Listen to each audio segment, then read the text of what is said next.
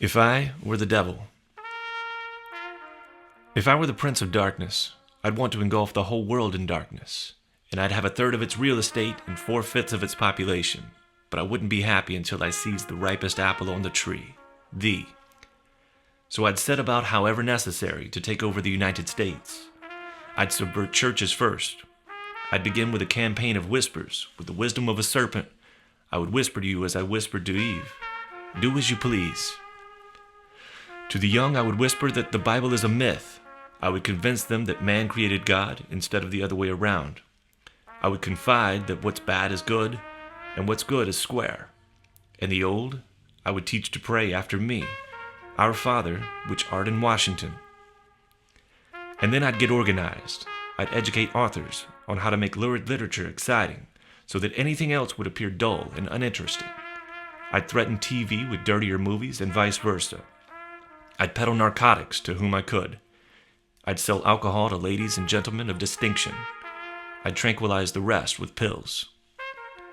If I were the devil, I'd soon have families at war with themselves, churches at war with themselves, and nations at war with themselves, until each in its turn was consumed.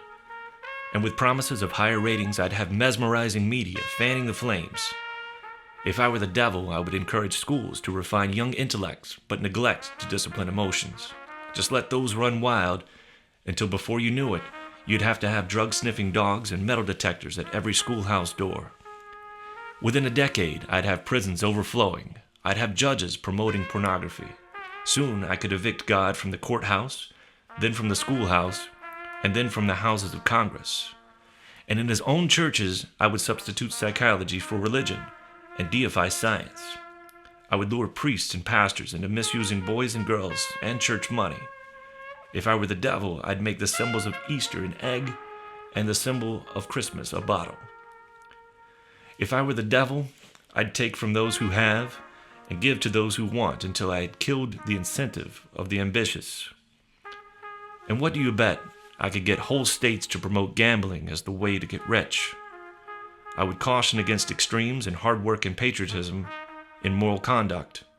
I would convince the young that marriage is old-fashioned, that swinging is more fun, and what you see on TV is the way to be. And thus, I could undress you in public, and I could lure you into bed with diseases for which there is no cure. In other words, if I were the devil, I'd just keep on doing what he's doing.